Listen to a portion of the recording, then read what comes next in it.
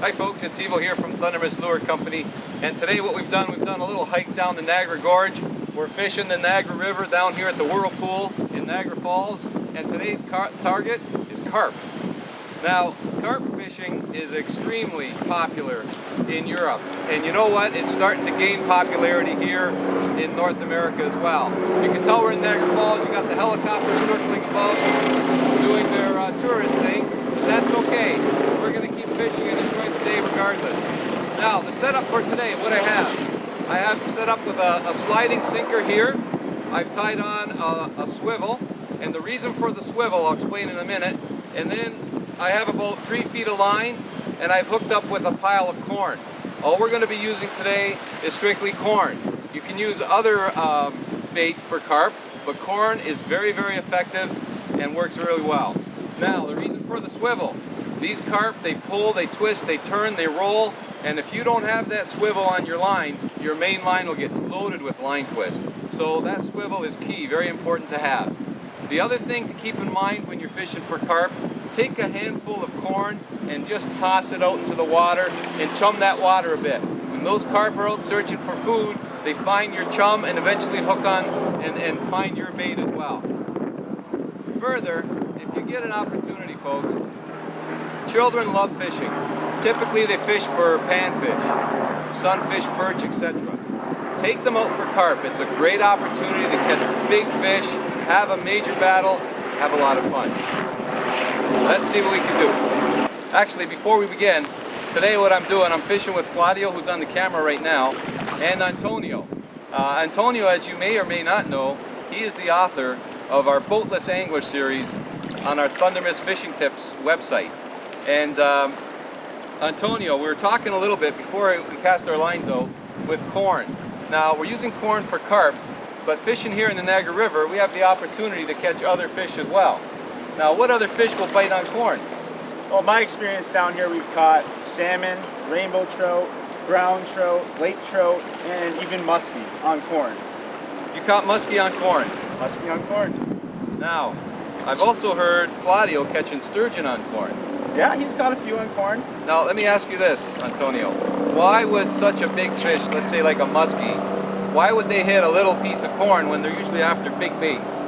Well, I think in the Niagara River here, there's a lot of trout and salmon that come here to spawn, especially they stop in this whirlpool area. So these fish are searching the bottom for a spawn. I see. And the corn kind of represents spawn. I think that's the reason why. So they're feeding on spawn, and then all of a sudden they see a piece of corn and they pick it up. Exactly. Okay, that's why I've asked the boatless angler. Well, let's get at it, Antonio. Sounds good. Okay. Well, Claudio's rod just went off. So we both took a run. I took a grab at it. My turn to catch a fish. Unfortunately, his handle's on the wrong side for me, but I feel like I got a decent fish here. Boy, I'll tell you, now I know why this carp fishing is so popular with our European friends. This is a lot of fun. It doesn't feel like a big one, but he's sure strong. Whoa, oh, there he goes, broke the line. Okay folks, we've got a double hitter on the go. Antonio's hooked into one here, and Claudio right behind him's hooked into one. So we've got some fast action going on right now with these carp. And I think we got a couple of big fish on here. What do you think, Antonio? Well, I'm almost spooled. You're almost spooled? Yeah. That's not good. You better gain on that fish. Now, if you ever find yourself in that predicament, best thing to do is tighten up on your drag as best as possible, as the maximum amount that your line will handle, and try to gain on that carp just as Antonio's doing right there. And he's pumping on him. As you can see, you crank back on him, gain some line, and then take it up quickly. And the key thing with these carp also is to always, always, always make sure that your line is tight. If you let it go loose at any point in time, you run the risk of losing that fish. Doesn't want to come in, does he? Oh. These fish are big, strong, and powerful.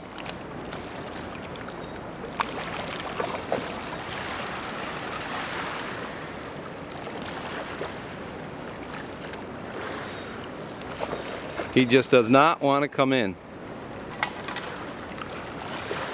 Does not want to come in. That's what I mean about these carp. They're big, strong, powerful fish, and all they want to do is run and fight. And when you get one on, boy, you've got a battle. It's man against nature, no question about that. Now, Antonio's got a bit of a longer rod here, which actually helps absorb some of the pull from the fish, which makes it a little bit more forgiving for his line. What kind of line you running today, Antonio? I got about 14-pound test monofilament. 14-pound mono? Yep. Okay. Well, it's holding out right now.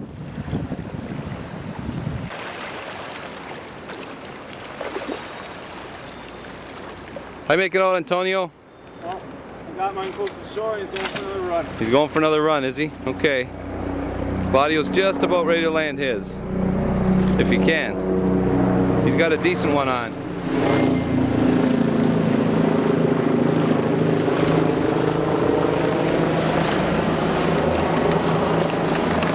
Whoa! There we go. Let's take a look at him, Claudio. Oh yeah, okay. I'd say he's at least 12 pounds. 12. Nice. Okay, well let's see if Antonio can get his going. And away he goes. How you making out, Antonio? Not bad. Strong fish.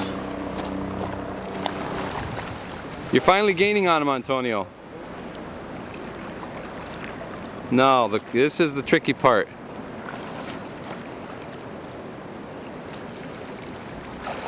There we go. Nice landing job.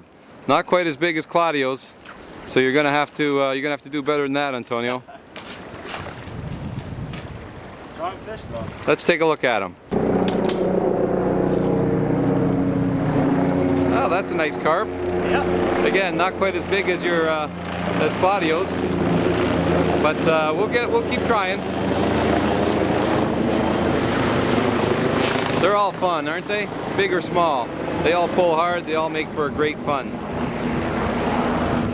Wow, what a lot of fun this is.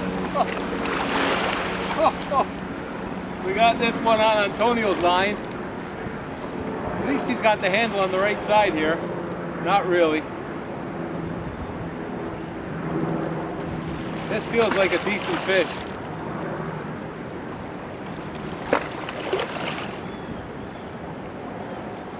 He almost fooled me. I'm starting to gain a little bit on him now. See if we can't land this one without breaking this one off. You know, this shore fishing is a lot of fun. And if you haven't yet, you really should check out Antonio's Boatless Angler series, which focuses on shore fishing and gives a lot of tips and techniques on our thundermistfishingtips.com webpage. Because boy, this sure is a lot of fun. We were supposed to be out fishing this morning, going for bass and walleye, but with the wind warning on the lake, it forced us to the shore. And you know what? Nothing wrong with that. This is a lot of fun. This carp is swimming right towards me here now. He's going to make a run real soon. There he is right there. And I better lighten up on the drag. I don't think he's really big, but he's probably about, I'm going to guess about 8 pounds, 7 pounds. Not a huge one. Not as big as the ones we got earlier. Got to be very careful right here.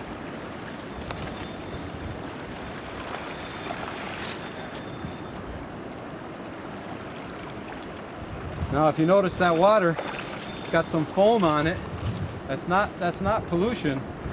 That foam is just because of this, from the Niagara River, all the water's churned up there.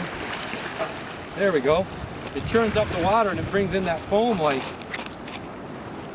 it's kind of like a foam on your cup of espresso coffee, but I'm sure it doesn't taste as good. Well, it is a decent carp. There we go. Not a bad sized carp.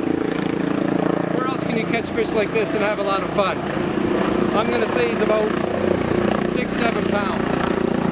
Not as big as the other ones we caught, but a lot of fun. Okay, back he goes.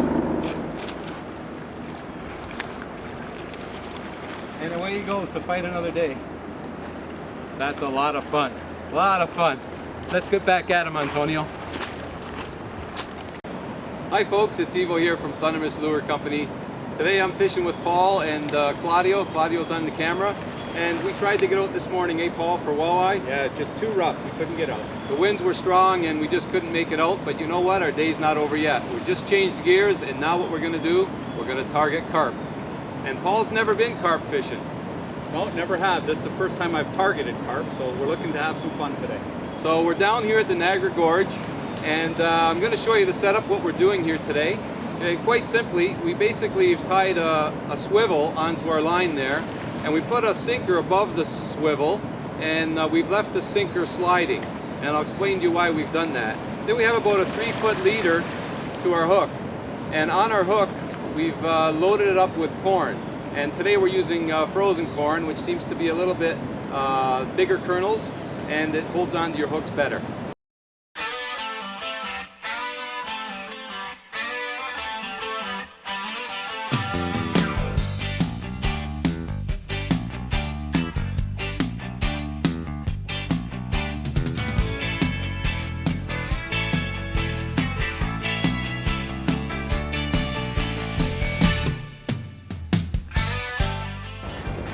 Another real nice thing about fishing for carp is you don't need a lot of technology.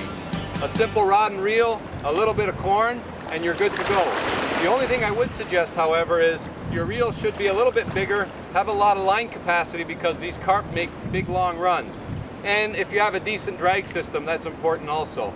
Another thing to keep in mind, which is very important when you're fishing for carp, my line is set up here, but my drag is extremely loose. The reason for that is when these carp pick up your bait, they pick it up and they run. I can't tell you how many times we've had to grab our rods before they made their way to the water. And all it takes is a split second, so keep your eye on your rod, keep your drag loose, and get ready to set the hook. Now the other thing I want to mention real quick is, you see my setup here, I just got a regular piece of branch that I'm using as a rod holder. And like I said, you don't need a lot of money involved, you can keep it low tech.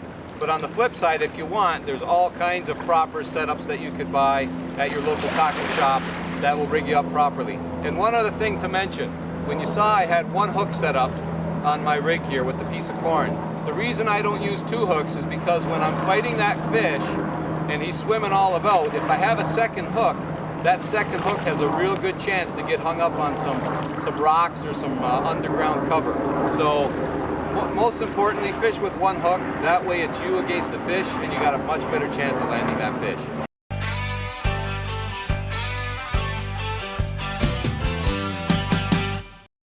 So very simply what we're going to do, we're going to toss our line out here.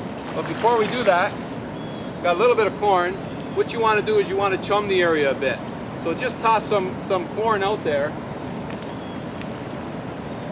And what that'll do is the carp will hone in on that corn and they'll come around and feed on that corn. And while they're feeding on that corn, hopefully they'll find your corn on the end of the hook and you'll have yourself a nice carp to land. You know, Paul, this fishing for carp as we're waiting here for a bite is becoming very, very popular here in North America. It's probably one of the most renowned sports worldwide. I know it's huge in Europe and it's becoming very popular in North America now.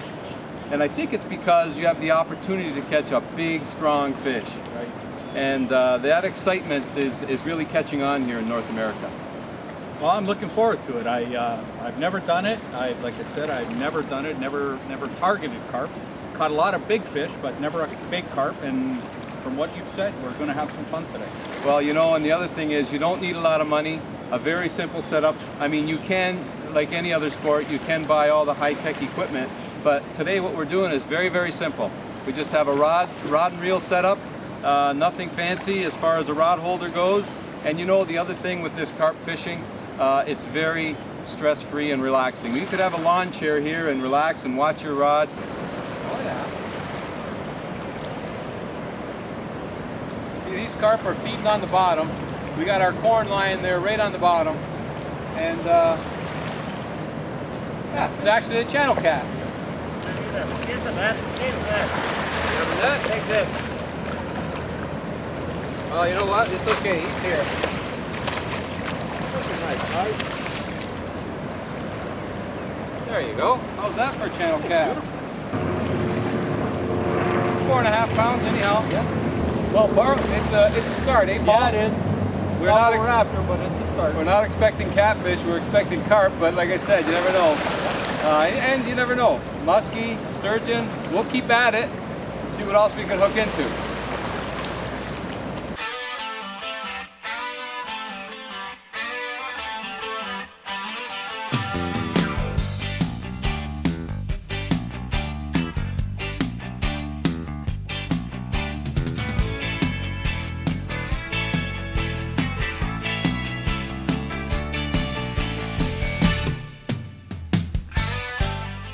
Hi folks, it's Evo here from Thundermist Lure Company, and today what I'd like to do is show you the proper way to rig a simple twister tail in order to maximize the action of the lure and enable you to catch more fish. Let's take a look at how it's done. So what you have here, this is what you want to end up with the curly tail of the twister tail going in the opposite direction of the hook. And what this will do is this will maximize the action of that tail while also not adding line twist. If you rig the twister tail in this manner, where the tail is in the same direction as the hook, what you'll have is you'll have a more weedless setup, but you will definitely be creating more line twist. So for today's purpose, we're going to rig it up this way, which will give you the maximum action. And quite simply what you do is, if you take a look at the length of the shank of this hook, you can see where when I rig it, it's going to come through here, and we want it to come out right here at the back so that it sits horizontal in that position. So quite simply, take your twister, poke the hook right through the middle of the twister tail, slide it right through, and come out right at the very end there, like so, and then slide that right up the hook. And there you have one perfectly rigged twister tail, ready for some great fish catching action. So till next time folks, good luck and good fishing.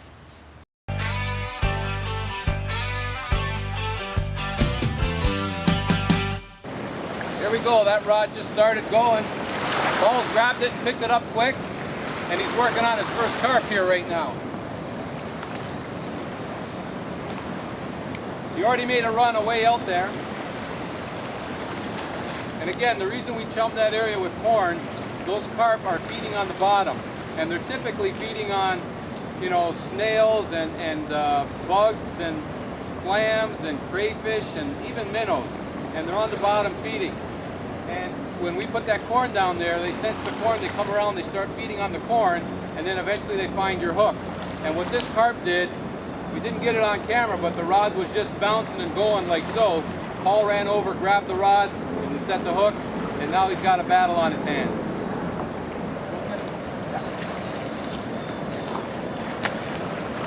Nothing like the net.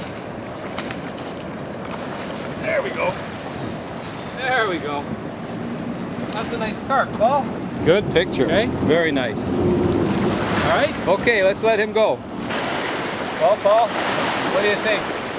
It's fantastic. I mean, in spite of the weather, the thunder showers and the rain and all that, we still got a nice carp and a big channel cat, and we had some fun. I think we're going to have to call it a day, though. We just those thunder showers that just passed through here, I think they've just shut these fish down. Yeah. But at least you happened to catch your first carp and you caught a nice channel cat. Yes, I did. We've been out here for a couple hours now. Yeah. It was a lot of fun. We couldn't get out in the boat, but at least we got out on the water. We got some fish. If you get a chance, folks, make your way out, catch some carp, have some fun, take some children with you. Opportunity to catch a big fish, can't go wrong. Until next time, good fishing.